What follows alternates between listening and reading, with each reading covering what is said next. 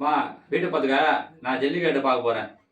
ஆமாடா, உன் ஃப்ரெண்டு ஊர்ல மாட்டை அறுக்க போறானா, உன்னையும் கலந்துக்க சொன்னான்.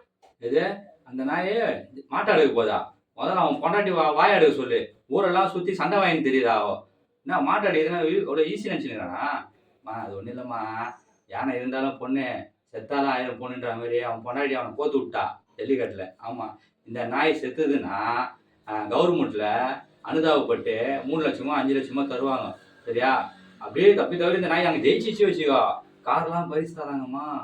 சும்மா கிடையாது. அதுக்கு தான் அவன் பொண்டாட்டி வந்து இவனை கோத்து விட்டுக்கிறா. எப்படி இருந்தாலும் அவளுக்கு கெயின். சரியா? அதுக்கு இந்த நாயை வந்து என்ன கூப்பிடுது? ஜல்லிக்கட்டில் ஏன் உயிரை பலி கொடுத்துக்கா? இது வந்து இந்த நாய் வந்து எப்படின்னா கபடி கூட ஒழுங்கா நடத்துறாரு. இது எப்படி ஜல்லிக்கட்டில் கலந்து தெரியலையே? ரொம்ப சாதாரண வச்சுக்கிச்சா மாட்டை.